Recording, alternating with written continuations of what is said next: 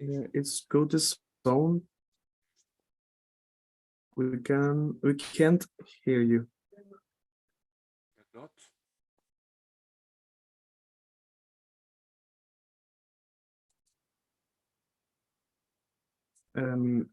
We can hear you yet.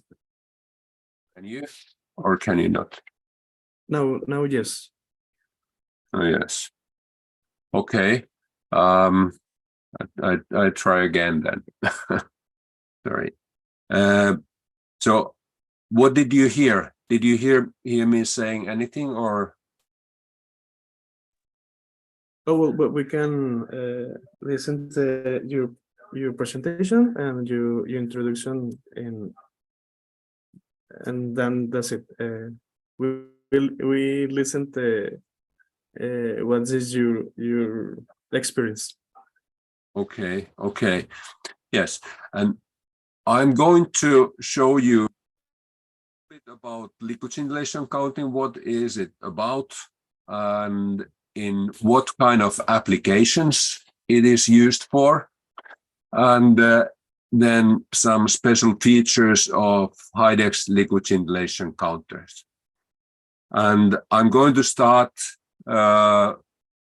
with a brief introduction on Heidex and what is the Heidex company and what kind of products we are providing. Heidex is a company located in Finland, and it's more than 30 years old now.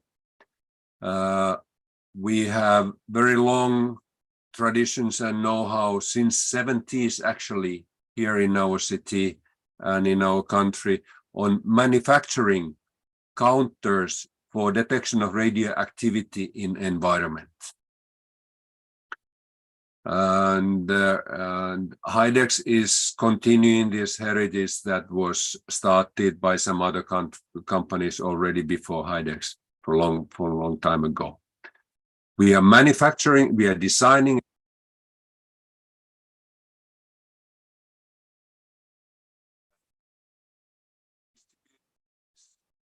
products for the world. We lost the sound again. Sorry.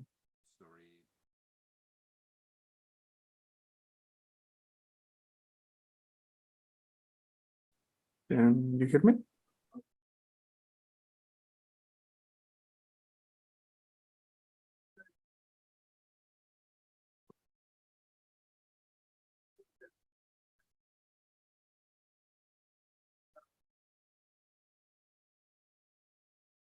Can you hear me now, or Yes. is there a problem? Yeah, we can hear. Okay. Yes. So our products are distributed all over the world through our distributor network. Our distributors are responsible on installations and support of our customers.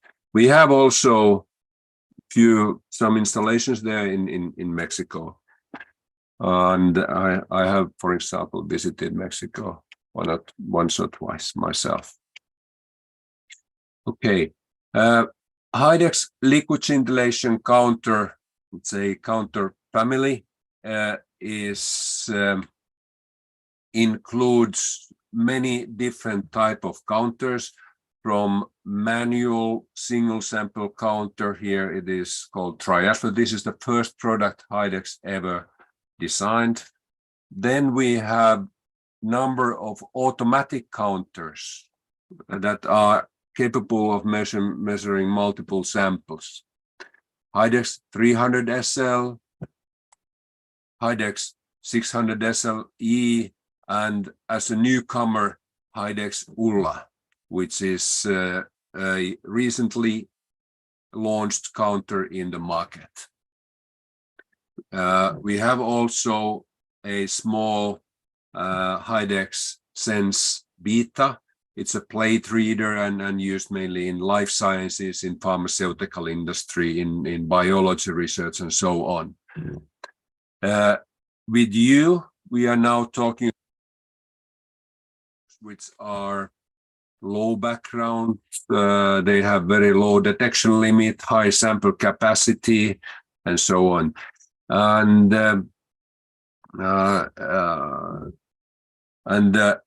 as a newcomer, this Hydex Ulla is something that I want to tell briefly about. Why did we introduce this kind of new counter in the market? It's because in 2014, Perkin-Elmer discontinued so-called counter called Quantulus. And since that, there hasn't been any ultra low level or ultra low background counter in the market. And there is still need for such a counter, and Hydex decided to make one. And we launched now this Hydex Ulla with this kind of performance. This is specially designed for this kind of environmental applications for detection of very low concentrations of radioactivity, for example, in drinking water, in food, in soil, and so on. You can do counting of this low activity, this low level counting also with other counters, but as the detection limit with those is a little bit higher, it takes longer time. The counter models that we suggest for drinking water analysis are Hydex 300 SL super low level model with cooling and alpha beta separation. Sample capacity of that is 40 samples. It comes with this kind of trolley table. The size of this counter, the width is about 50 centimeters and height about 70 centimeters. So it's kind of pretty small as a liquid scintillation counter. Then we have this Hydex 600 SLE super low level model. It has the same detector as this previous 300 SL. The difference is higher sample capacity.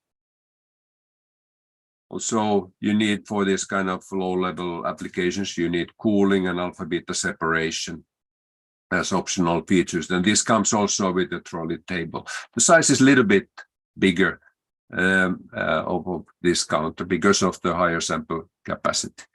In your type of, in this kind of water analysis, low background, low level analysis, usually this kind of lower sample capacity is enough because the counting times are relatively long, from 1 hour to several hours per sample. Then finally, this Hydex Ulla, which is the top of the line counter. It has the lowest detection limit. The background of this counter is about 1/3 to 1/4 compared to this 300 SL and 600 SL. Sample capacity is 80 samples. It includes cooling. Alpha beta separation is available as an option. And this counter is standing on the floor. It weighs about 800 kilograms. So it's a big counter. There is massive lead shielding to protect the detector and the samples from environmental radiation. Very important for this kind of lowest activity measure. Hydex has also some other products for automatic sample preparation. There's QR100. It's a radionuclide extraction system. Because usually in liquid scintillation counting, you need to do some kind of sample preparation.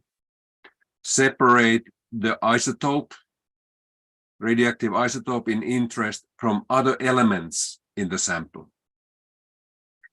And there are different methods, and using this kind of extraction chromatography is one of the methods in the laboratories, and this QR100 is a system that can automate this kind of processes.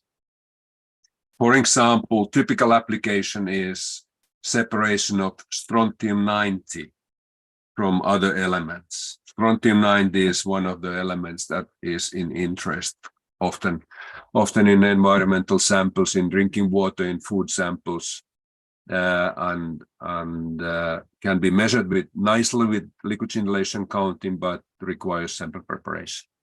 Then we have this Hydex 600 OXC. It's a sample oxidizer that can process solid samples, or intended to process solid samples. Solid samples can be burned, and you trap the emission gases, water and carbon dioxide. If there is, for example, tritium, it is bound in water and can be trapped in scintillation cocktail and counted specifically. If you're interested in carbon-14, this is trapped in this carbon dioxide and trapped in the solution and counted that way. You can specifically separate carbon and hydrogen to measure tritium and carbon-14 from the solid samples. One example could be tritium measurement from food samples or plants or soil. We have also other products for nuclear counting, automatic gamma counters. There is this triatler counter connected with external gamma detector. Such a system is, for example, we have done a lot of installations in the world for detection of contamination of food and soil and drinking water. This kind of contamination of these samples with gamma isotopes. Important, especially if there are nuclear accidents. For example, after Fukushima accident or Chernobyl accident, this kind of counters are needed. Samples are placed in these kind of large beakers that can hold up to 1 kilogram of sample. They can be placed in the counter and counted directly to measure, for example, cesium and iodine isotopes that are emitted in this kind of accidents. We have also some other products for clinical diagnostics to hospitals. Not in interest in this case. So, and then we have also a lot of consumables that are needed in this counting, in nuclear counting. You need, when you do counting, you need sample vials, you need scintillation cocktails to do scintillation counting, and you need some standards for calibration of the measurements. All these are available from Hydex. We have our own production of cocktails, for example. So Hydex can provide full solutions of the radioactive. We have several thousands of users around the world. Here are some examples: universities, water laboratories, international atomic energy agencies using a lot of our counters, research institutes like Los Alamos National Laboratories there, pharmaceutical industry like Novartis over there, EPA, environmental protection agencies all over the world, different types of those. And we have a global support network, who are responsible on support of our customers globally. The headquarters of the company is in Turku in Finland. And that's where we are manufacturing and designing all the counters. Do you have any questions? Can you hear me? Do you have any questions that before we continue to more details on liquid scintillation counting?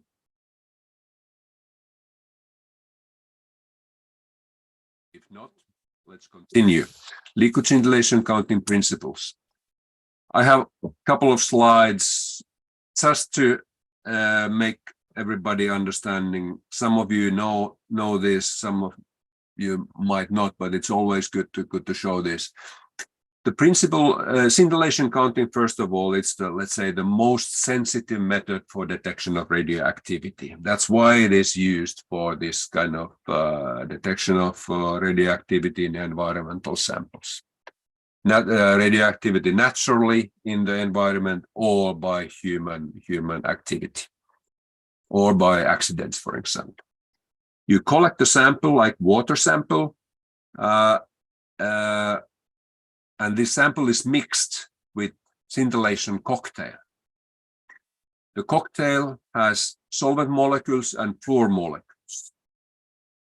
And if you have radioactive molecules in radioactive atoms in the sample, could be like tritium, could be like carbon-14, could be radon, could be in lead-210, many examples. They are all emitting when they are decaying, and during the decay or disintegration of the atom, there is very high energy released. And this energy, this decay energy, is absorbed by the solvent molecules. And these solvent molecules are then transferring the energy to these fluor molecules, which are emitting the energy as photons at visible wavelength. And these photons are detected by photomultiplier tubes, and based on the amplitude or the energy of the pulse, they are placed in multi-channel analyzer to create a spectrum specific for this isotope. This beta decay or alpha decay, this decay is multi-photon event. There is about 7 photons per kilo electronic volt emitted. And this allows us to do so-called coincidence counting. Typically in detector, we have 2 or 3 photomultiplier tubes, and when at least 2 of these tubes detects photons simultaneously at same time, we can consider that this pulse is from nuclear decay. And that's accepted as a pulse. There are a lot of single photon events, like luminescence in the samples that are that emit photons as well. Similar kind of photons, but they are low amplitude and they are single photons. So typically such a photon is detected only by 1 photomultiplier tube. And if only 1 photomultiplier tube is detecting photon during the certain counting coincidence window, this is considered background. So this coincidence counting, when we collect photons from multiple detectors simultaneously, is intended to decrease the background, separate the events from nuclear decay from other events. It's very effective way to do that. Background can be reduced a lot, and we can measure specifically nuclear decay events. There are, however, interferences in liquid scintillation counting. There is background, and it's mainly from environmental radiation. There is all the time, as you know, there is cosmic radiation, this kind of gamma radiation. When gamma radiation hits this sample, it generates similar kind of photons, which are detected, and this is causing higher background count. There are also similar kind of radiation from soil, from different materials. Even in the counter itself, in these photomultiplier tubes, there is photocathode, which is made of glass. And in glass, there is a lot of potassium. And always in potassium, there is one isotope, potassium-40, which is radioactive and increasing and creating some background. To prevent this kind of background radiation, we are using massive lead shield, active guard to shield the detector, to protect the detector from environmental radiation. And the materials of the counter and the photomultiplier tubes are made from specially selected materials with as low concentration of radioactivity, trace concentrations of radioactivity as possible. Luminescence causes background. There's always some luminescence created when you prepare the sample, and that's one of the main interferences. And this coincidence circuit can separate this luminescence from true events. However, if there is extremely lot of luminescence, it is challenging, and you have to deal with that. There are different ways to do that. There can be electronic noise from instrument itself. This is very much temperature dependent. At higher temperatures, the tubes emit noise, which increases the background. Static electricity is one thing. In the counters, we have static electricity removal before the samples are taken down to the detector. So there are a lot of different background events that we have to deal with, and once we know what we are dealing with, we can handle those and minimize and stabilize the background events. Then we have also quenching, and quenching means anything that reduces the number of photons seen. There can be chemical quenching caused by water. There can be color quenching caused by color in the samples. There can be physical quenching caused by physical particles in the sample. And what happens in general is that when we see quenching, when there is quenching, in unquenched conditions, let's say there is a spectrum of the isotope, like this green one over here. When there is quenching, the spectrum shifts to lower channels. So it moves. Quenching causes the pulses to be lower by amplitude, and the spectrum is shifting to lower channels. And this is something that is affecting to the counting efficiency and must be corrected. What if we think about this quenching, how it is mechanically happening? If you have color in the sample, it is acting here in front of the photomultiplier tube. Part of these photons that are emitted are absorbed by the color and are not recorded by the photomultiplier tube. However, when we have chemical quenching, like could be these water molecules or some ions in some salt, for example, in the sample, part of the energy, decay energy, is absorbed by this by the water molecules rather than the solvent molecules, and this is not yielding in these photon events and reducing the number of active photons we are seeing. All right, that's about liquid scintillation counting briefly. Then we have then I go down to the special features of our automatic liquid scintillation counters. They are called so-called TDCR liquid scintillation counters. TDCR refers to triple to double coincidence ratio, and I will talk briefly about that.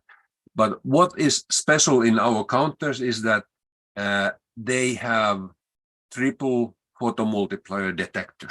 All these counters have triple photomultiplier detector. So there are 3 photomultiplier tubes detecting the sample simultaneously. That's unique in our counters. And they have advantage. The advantage of such detector structure is exceptionally high counting efficiency. We can detect almost all the photons that are emitted with these 3 photomultiplier tubes. It also allows absolute activity counting of beta isotopes. Most isotopes by so-called TDCR method. It's a primary standardization method. By measuring this kind of TDCR value, this kind of triple coincidence detector can measure this kind of TDCR value, and that can be used as a value for counting efficiency, and can be used to correct the quenching. Such a detector facilitates also luminescence-free counting. Sometimes luminescence is a big problem in samples, and our detectors can be used in so-called luminescence-free counting mode to prevent the interference of luminescence. We have also very effective alpha-beta separation tool or electronics in the counter. It's an option in the counters, so that alpha isotopes, for example, radon or uranium, radium, could be measured specifically in the presence of other elements in the sample. Very powerful tool. One of the applications that this is needed for is gross alpha beta measurements. That's one of the most typical drinking water analysis. You can screen the samples for total alpha and total beta activity by using this kind of alpha beta separation technique. Very commonly used. Okay, there is a question. Okay, no. Okay, good. Then we go more detail to this triple coincidence detector array and TDCR, this special feature of the counters. Oops.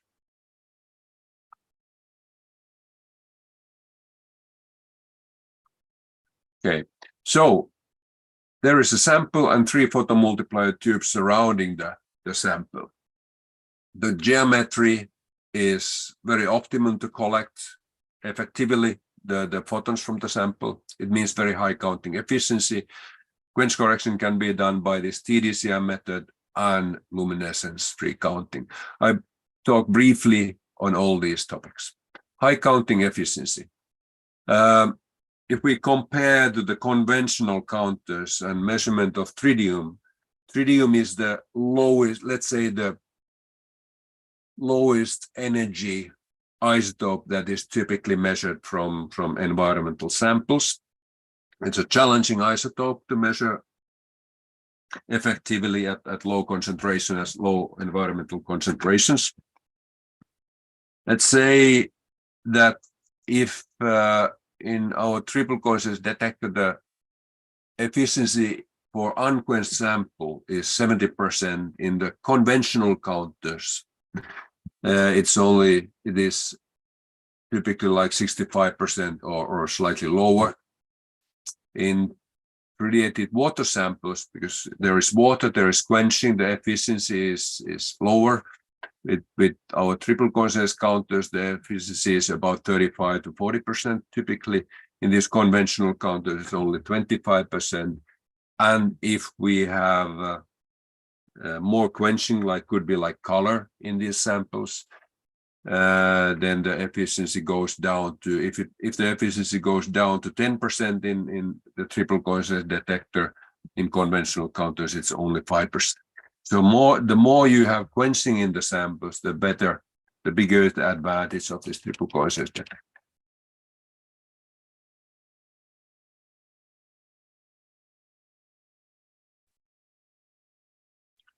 Then briefly about this TDCR. TDCR refers to triple to double coincidence ratio. And this triple to double coincidence ratio value, this TDCR value, estimates counting efficiency. It is not exactly the same as counting efficiency, but it estimates counting efficiency with pretty good accuracy. And it works for different type of isotopes, betas with continuous spectra, like tritium, carbon-14, some Cherenkov isotopes, monoenergetic isotopes, different type of isotopes. And it's not invention of Heidex. it was first introduced already 1979 by these two Polish researchers. They are metrologists. So it's more than almost 45 years old technique already. And it's studied intensively since that and used today as a primary standardization method for measurement of tritium and other beta emitters by many metrology institutes in the world. There are more than 100 metrology institutes in the world who are measuring the absolute activity of standards with this TDCR method. And this Heidex counter is the only counter in the market that is able to do this TDCR counting. We have also delivered a lot of our counters to these metrology institutes so that they can use the method over there. But this method is now available for regular users and can be used also in this kind of drinking water analysis.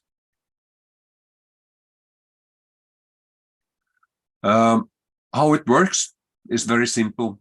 We have this triple coincidence detector, and we can have different type of, with this detector, we can have different type of coincidence counts. We can have double coincidence counts when two photomultiplier detectors are detecting photons simultaneously, but not the third one. And then we can have triple coincidence counts when all three photomultiplier tubes are detecting photons simultaneously.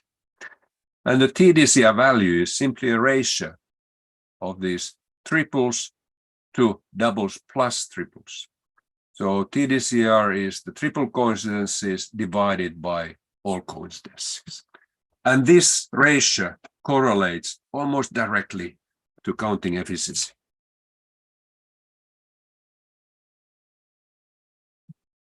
Oh, here is an example how it correlates to efficiency of tritium.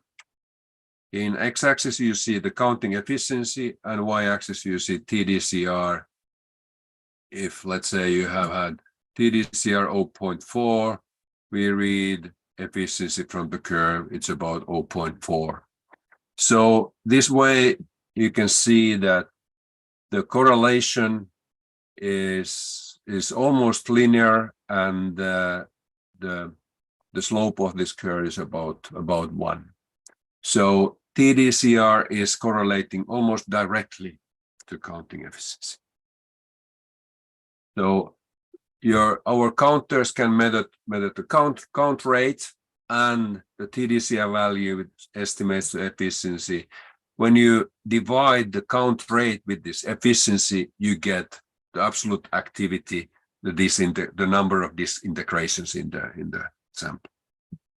That can be converted to becquerels, for example, becquerels per kilogram or becquerels per liter. That is your final interest. There are some limitations with TDCR. You have to take the full energy region. You have to collect the counts of full energy region of the isotope in interest. That's usually the case. If there is luminescence, it is interfering with TDCR value. So as well as your count, so you have to be careful. This must be corrected or dealt with somehow. TDCR your counting has some uncertainty, statistical uncertainty, but also TDCR has its statistical uncertainty. So counting times must be long enough to have good accuracy for TDCR, and background is also affecting the TDCR values in same way as they are affecting to the count rates, and that has to be dealt with. But these are known things and can be automatically corrected. Few words about luminescence-free counting and luminescence. Luminescence in the samples causes instability and increased count rates. If you always when sample is mixed with scintillation cocktail, you always generate some luminescence photons, and at the beginning there is usually so much that this can be seen in the results. Luminescence, however, decays by time. Unlike this radioactivity decay, they are radioisotopes are pretty stable. The half-lives are years or tens of years, usually at least. So so that's very stable compared to luminescence. So issue with luminescence can be solved usually solved by waiting the luminescence decay. You simply prepare the sample, and then before start counting, you wait for some hours, sometimes even 1 day or 2 days. But anyway, that way you can luminescence is decayed away, and you can count luminescence free. Often samples are counted repeatedly, and if you see some outliers, they are removed. Let's say instead of measuring sample 1 hour, you measure, let's say, 4 times 15 minutes. This allows you to remove possible outliers. Luminescence can be monitored and can be seen if it exists. Well, in our counters, if luminescence is a big problem, you can run the samples in luminescence-free counting mode. It's practically collecting or counting all triple counts only. These triple coincidence counts are immune to luminescence. It's very, very unlikely. The probability to collect luminescence as a triple coincidence luminescence count is very low. Counting efficiency is decreasing a little bit, but so is background. Counting efficiency for tritium in water is typically like 20-25% in luminescence-free mode, while in normal mode it's like about 35%. For carbon-14, for higher energy isotopes, the decrease is not much. Like for carbon-14, the efficiency is about 85%. But the background is very low and extremely stable. This allows the counting to be started faster after sample preparation. Detection limit is slightly higher, but not much. But results are more reliable and more stable. Here is a couple of examples of how you see luminescence. Here is a spectrum of carbon-14. There's this purple spectrum is the triple coincidence counts of the carbon-14, and the black one are all counts, and including these double coincidence counts. And at the beginning you see very high peak. This is caused by luminescence. It's only seen in these double coincidence counts, not in triple coincidence counts at all. So if we collect only these triple coincidence counts, they are luminescence free. You can see here's another example where we have followed a sample for 1.5 hours. This red curve line is triple coincidence counts, and the blue one is double coincidence counts. At the beginning, there has been a lot of luminescence, and double coincidence count rate is very high. It's decreasing by time. Within 1.5 hours, it's about stabilized, while these triple coincidence counts have been stable since the beginning. So this triple coincidence mode, which we call luminescence-free mode, is very effective in cases you have luminescence interference, which is typical in liquid scintillation count. Typical problem. Then one more thing which is important for environmental analysis, especially for drinking water analysis, is alpha beta separation.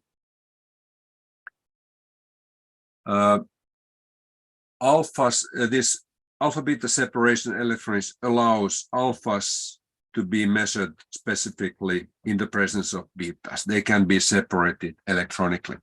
And the separation is based on the pulse anatomy let's say, pulse shape.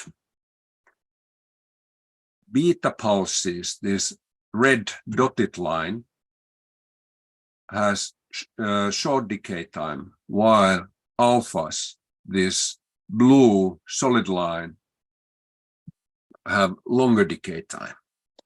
So the decay time of alpha pulse is long compared to the beta pulse. And now we can separate the alpha pulses from beta pulses based on this. The alpha beta separation must be calibrated for your type of samples. We must find kind of time point or so-called pulse shape discriminator value where that separates alphas from betas, and you need to do so-called calibration run. It's called misclassification run, and that is done conventionally like this. We have another solution here, but conventionally you do so that you select a pure beta isotope and pure alpha isotope, mix them in the sample. For example, it could be strontium-90 as a beta isotope and plutonium-239 as an alpha isotope, or strontium-90 and americium-241. Then you run these samples using different pulse shape, pulse discriminators, and measure how much there is spill of alpha pulses in beta region and vice versa. You get this kind of misclassification curves, misclassification of alpha pulses and betas and vice versa. And where you and the optimum discriminator value is where you have minimum spill of alphas as betas and vice versa. Well, as you can see here, when you do this with strontium and plutonium, the discriminator value is different than when using strontium and americium. So this optimum position is depending on the isotopes you have in the sample. It also depends on how much you have quenching there. Okay, but you need to do this calibration, and you use this calibration and this discriminator when you measure your unknowns, and especially in gross alpha beta measurements. Most likely, the isotopes in the real samples are different than when in this calibration. So this brings some uncertainty to your results. We are overcoming this problem at Heidex counters by printing these beta pulses and alpha pulses in same graph. Here, this is the energy axis, the x-axis is energy, and the y-axis is the pulse length. So here at upper part we have alpha pulses, and here with low discriminator values we have beta pulses. And now you can simply visually place this discriminator in between these two fields, and everything above this PLI, which we call pulse length index, they're categorized alphas, and everything below is categorized as betas. And the software can calculate the absolute amount of those pulses. And this is actually a three-dimensional graph. These colors correlate to pulse intensity, so they are kind of mountains over there. This allows you to do the calibration also with completely unknown samples. When you see this graph and these alphas and betas over there, if it's different to what you had in a calibration run, you could simply change the PLE value, and software is automatically recalculating the result to you with new discriminator value. It's very convenient and improves the uncertainty of your results and makes also these pulses visible. This is very important in this kind of gross alpha beta measurements, which is used as a screening method to detect if you have alpha isotopes and beta isotopes in your sample. Then I have few examples about applications.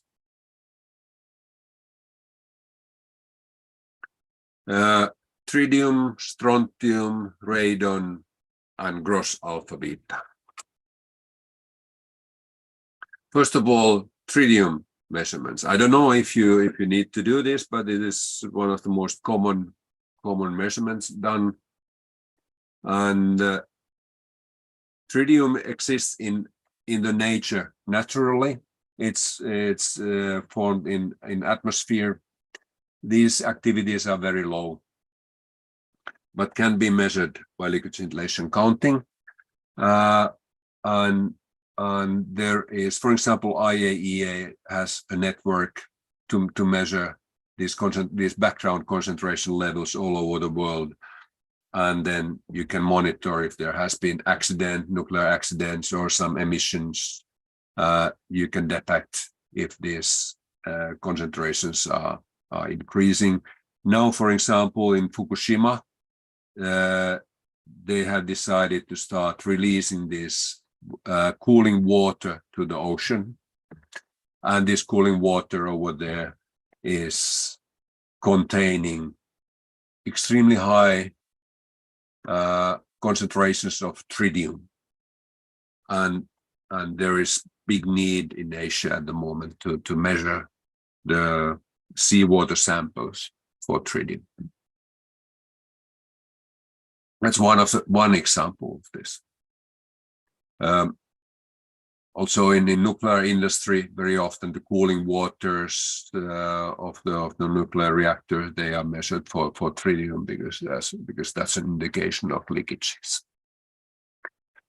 To measure tritium from drinking water, we are talking about very low activities. Then it's important to have stable conditions and low-level materials, low background materials. Stability of the conditions means, for example, stable temperature, preferably between 15 and 20 degrees. Temperature is important. It stabilizes the samples. It means low background and high counting efficiency. You must have stable temperature when doing low activity measurements. You need to use plastic sample vials and low background cocktails. Plastic vials, because plastic is made of fossil material and all the radioactive elements have decayed away. There is alternative to use glass vials as a sample containers, but glass always contain potassium and some other trace elements, which is increasing the background count rate of the measurement, and so it is not good for your detection limit if you want to measure low activities. Plastic is good there. You need to have good background water sample, and for tritium measurements, the background water sample is called dead water, water from where the tritium has died away. Half-life of tritium is about 12.5 years, and as dead water, you need to find water that hasn't been in contact with atmosphere in several tens of years. Then you can consider that tritium has died away. There are sources of that kind in the world. You can even buy this kind of dead water.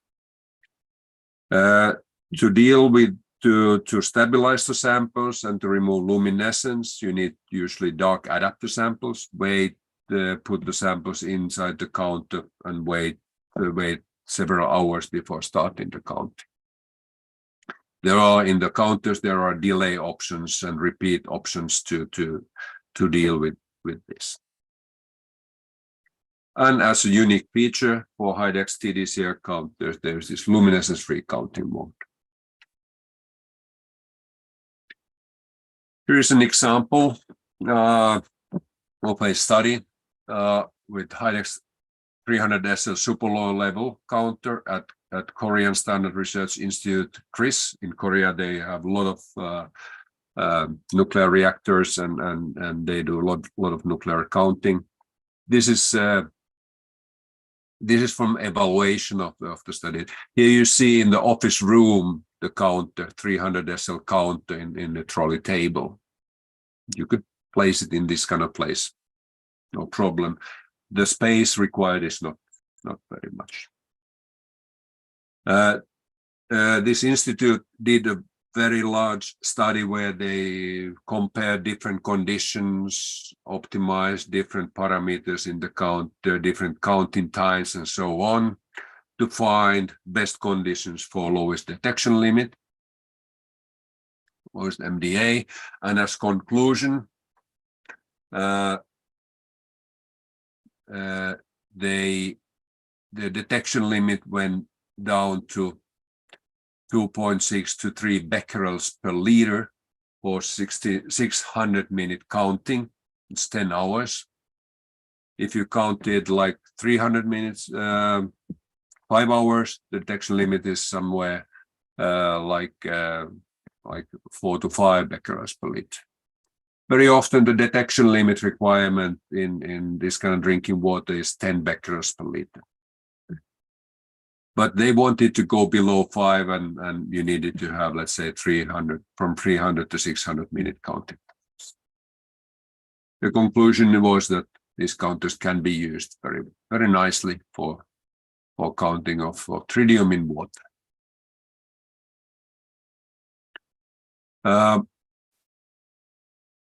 They were doing this study with HYDEX 300 SL, super low level model.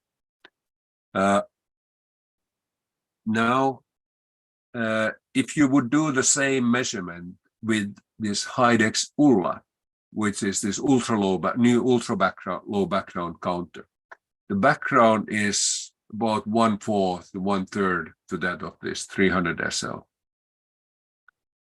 This means that the detection limit would be half of that compared to 300 super low level model.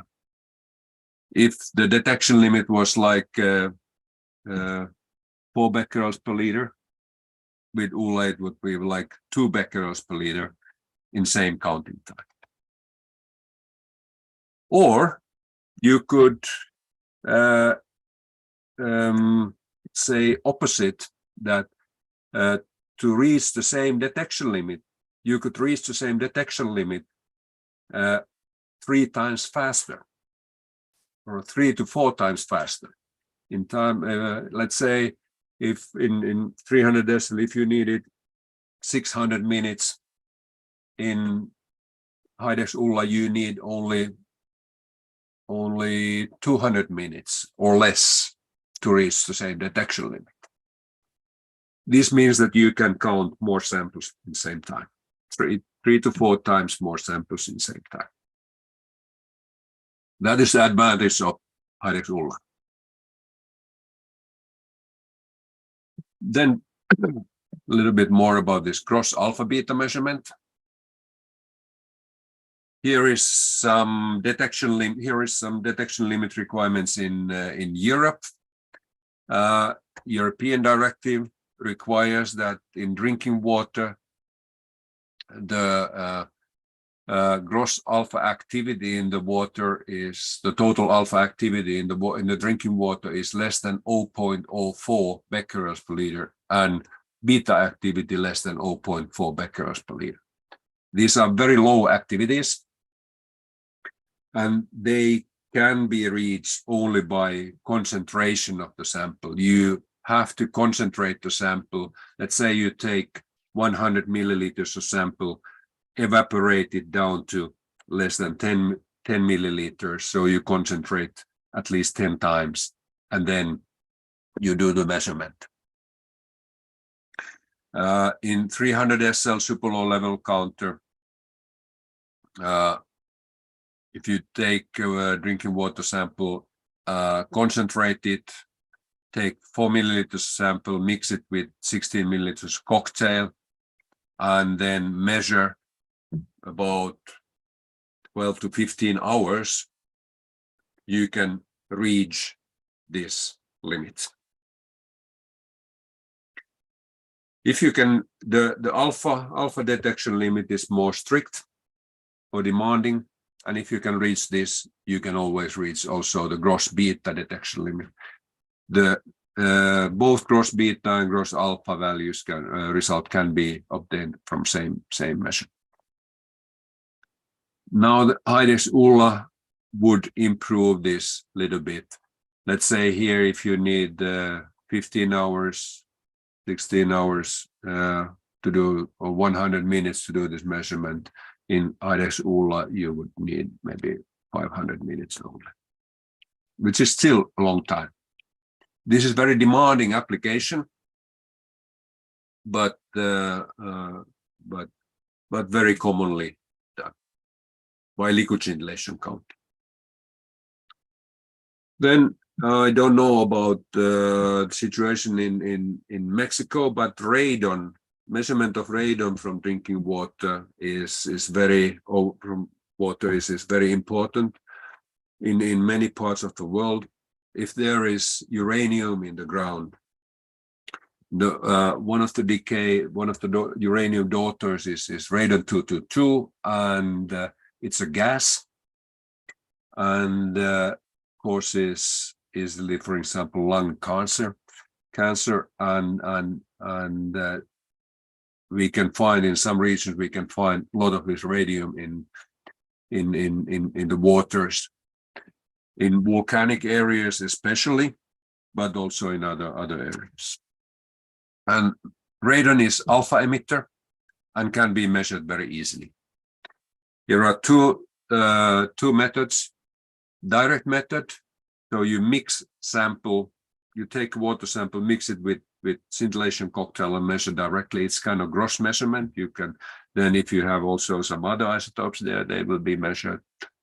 If you have radon, it's usually kind of, there is radon so much that can be seen easily. There's also an extraction method. Radon is extracted from water to a lipophilic cocktail, for example, Hydex maxillite, because radon is a gas. It's in molecular format. If you mix a sample with this kind of cocktail that is not soluble in water, radon travels to this organic phase, to this cocktail, and all the iron, salts, other isotopes, which are in iron format, mostly they are remaining in the water, and you measure the cocktail.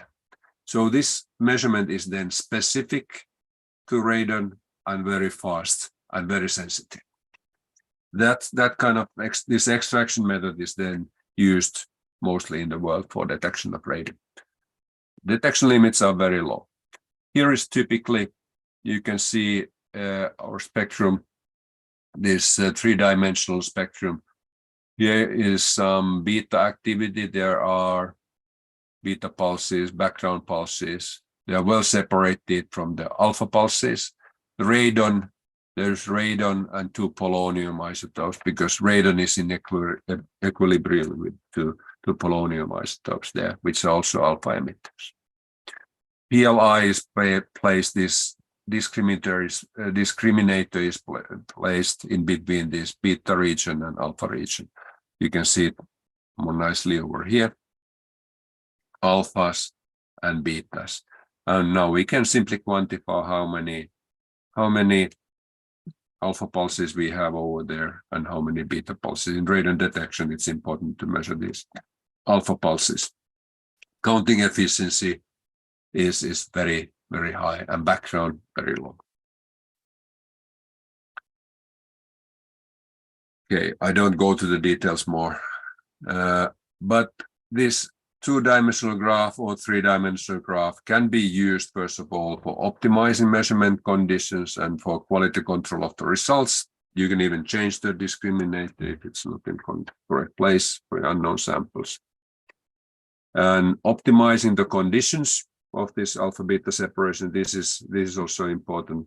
You need to select optimum vial materials, and the cocktail is also important with best possible separation efficiency. We have cocktails that are specific for alpha counting. And reducing quenching is important, and this can be done, for example, by optimization of the sample to cocktail ratio. And you could also remove interfering substances like oxygen from the sample to improve the situation, to reduce quench.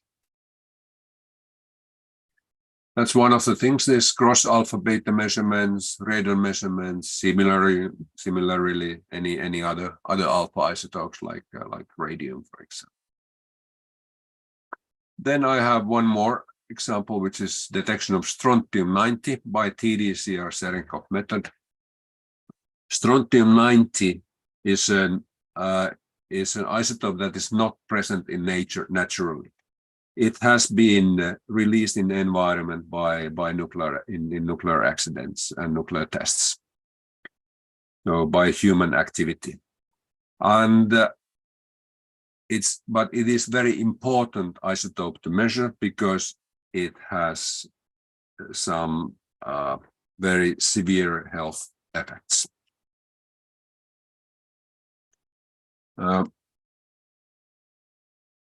Strontium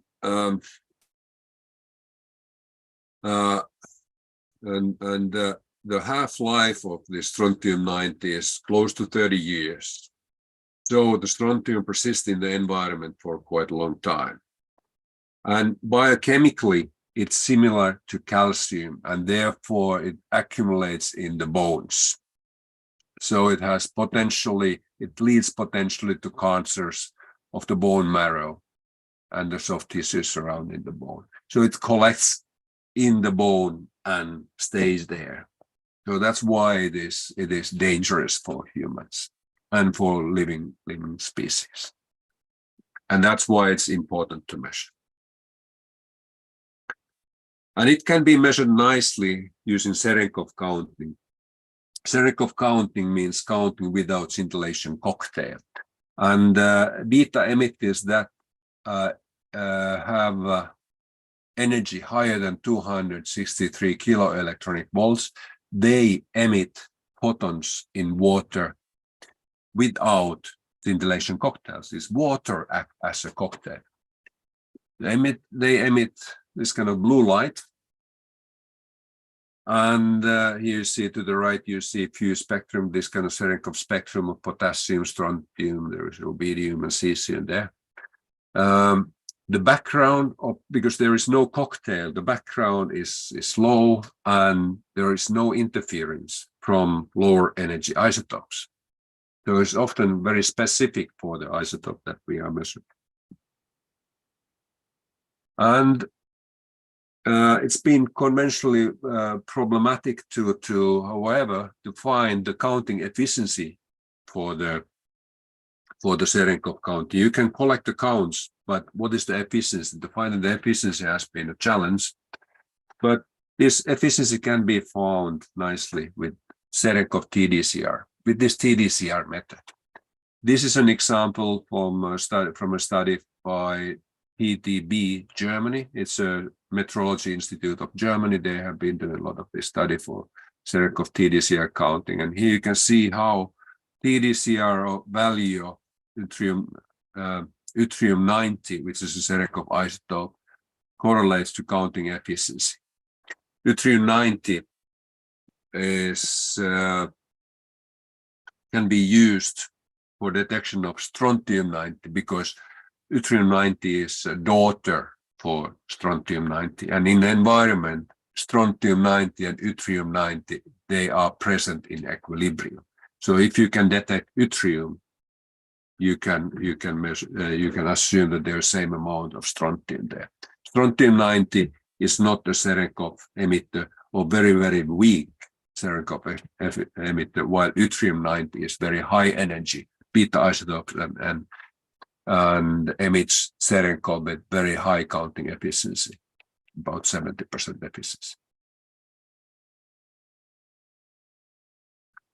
Here is an example in Canada, where they have been using our counter to study this method.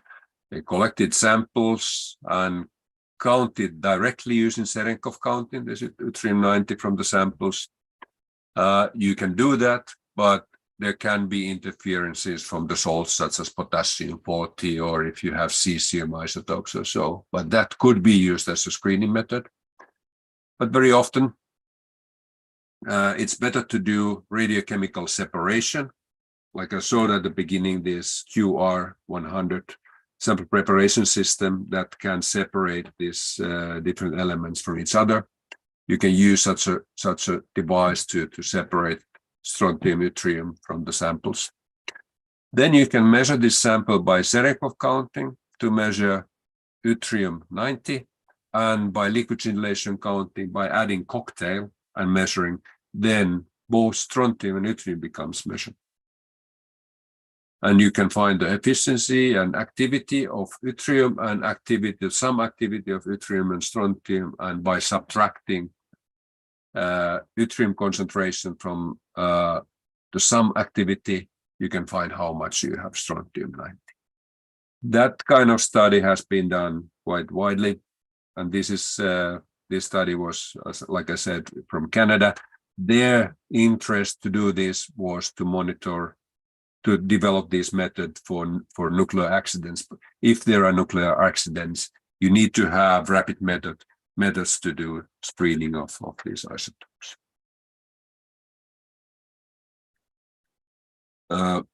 The detection limit for them was 0.12 becquerels per liter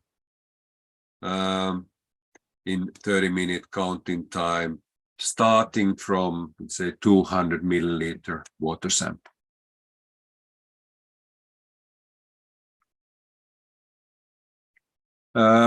Here is a requirement of in Europe for strontium-90 in the water or in the drinking water. The requirement is less than 0.4 becquerels per liter.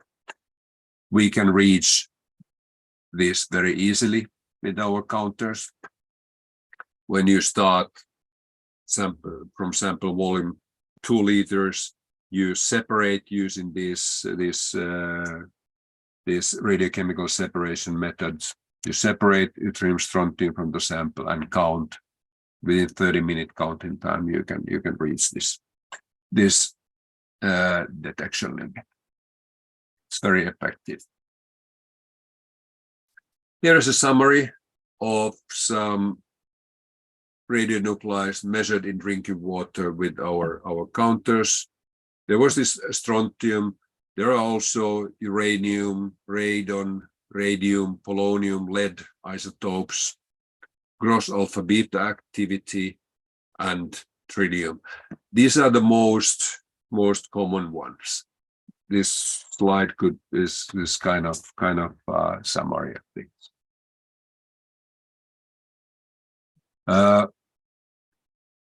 As a summary, you need to have sophisticated sample preparation methods. They are needed to achieve the lowest detection limits. So without that, that is very important, equally important step as having a good counter. We have been able to prove that HIDEX counters can reach the detection limit requirements by European Council directive. So in what is this drinking water requirements in Europe? We have been demonstrating this with HIDEX 300 SL and 600 SL, and knowing that HIDEX ULA has much lower background, we can do that even more easily.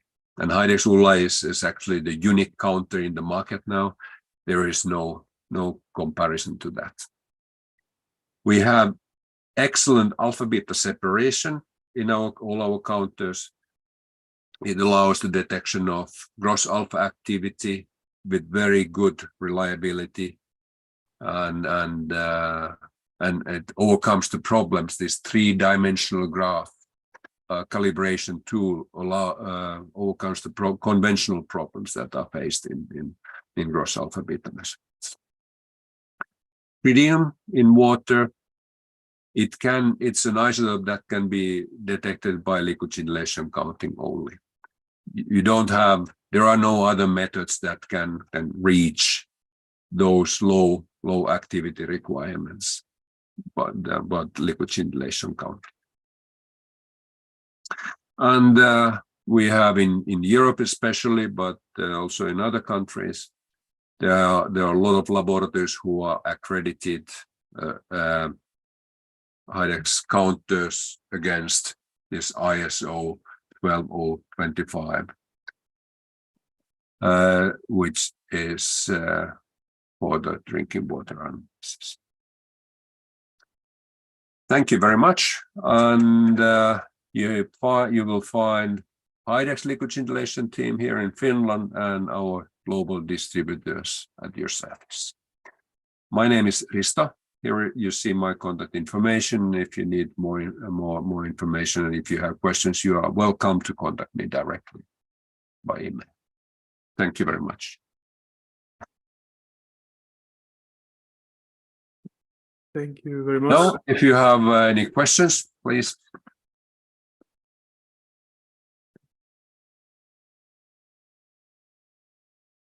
Thank you very much, Risto. And well, we have some questions in the chat. Let me. Yeah, I can see there is it possible to measure polonium 210, lead 210, and radon 222. Yes, it is. Okay.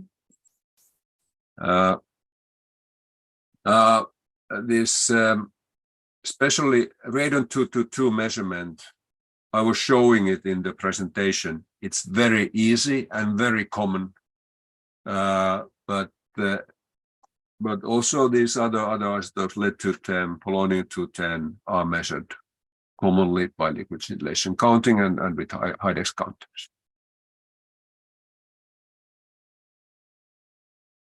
Okay. We have some. What are the main positive interference in drinking water samples? Sorry. In the chat, Eric question: What are the main positive interference in drinking water samples? Let me.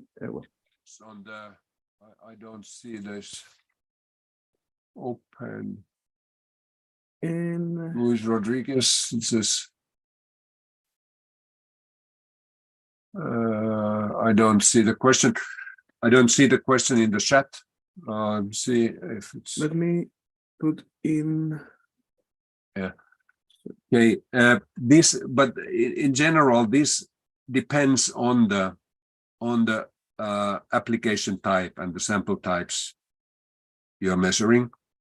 For example, generally in beta counting, if you have multiple isotopes, if you have strong salt concentrations in the samples, they should be removed before you start counting. So you need to do some kind of radiochemical separation of this kind of interfering isotopes or salts.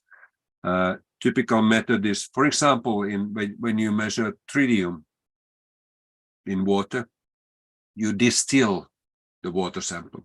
The sample is distilled, and the tritium is bound in the water molecules, and this is measured.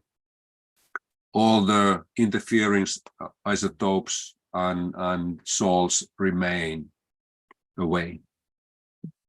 In strontium measurement and in other like lead, you use radiochemical separation method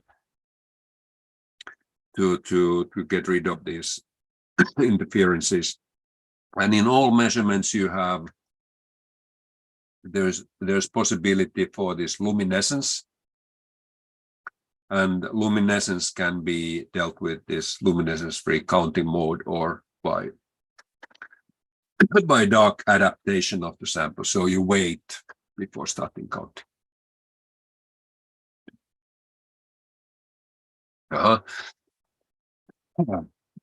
What CPM values are normal for alpha and beta type water blanks?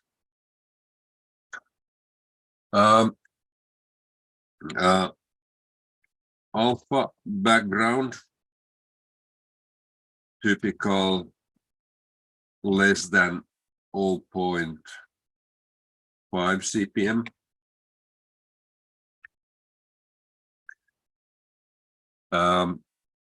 And beta background, typical for gross beta, let's say gross beta background.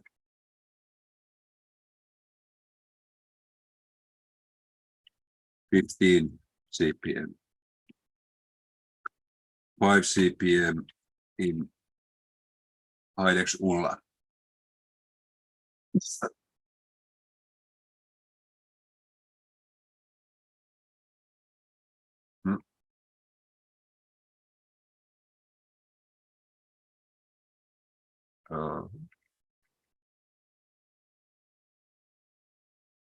Okay. Okay. Okay. I don't. Jorge Miguel is question. The concentration of radioactivity in water R is the umbral concentration. Sorry. The concentration of radioactivity in water R is in the umbral concentration. Is it? Sorry. Let me. Yeah, I don't.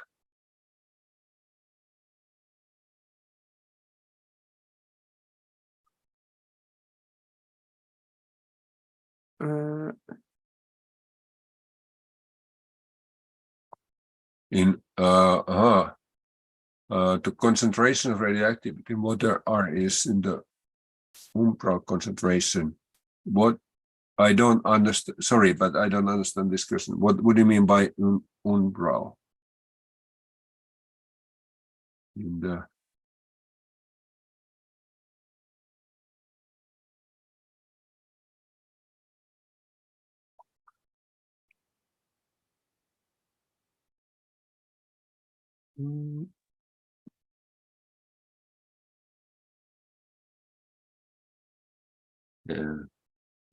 Jorge Miguel, si podrías, ¿en qué te puedo referir a la parte de concentración, la umbral de concentración? Bueno.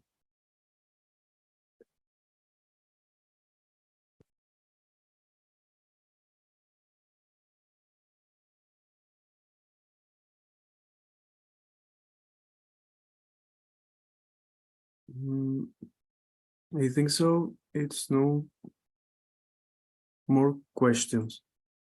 Okay. Okay. Jesus, I can share this presentation with you. This is slightly different than what I sent you originally. So Okay. this is I will share this with you so you can share with participants, and I would be also happy to receive your questions, more questions by email. Yes, of course.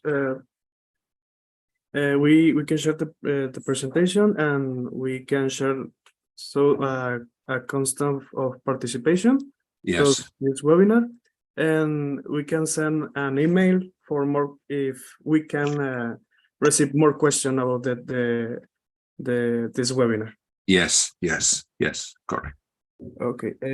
Bueno, para los asistentes, muchas gracias por la participación. Igual vamos a enviarles tanto la presentación, la grabación y la constancia de participación. Si tienen más preguntas en base al correo que les vamos a estar mandando, nos pueden enviar y nosotros directamente la pasaremos a Risto para que nos apoye a contestarlas. De cualquier forma, al final en el correo pues recibirán toda la información. Muchas gracias por la participación. Thank you, Risto, for the webinar. Thank you. And excellent day. Thank you. Very good. Thank you very much. Bye. Have a good day. Have a good day.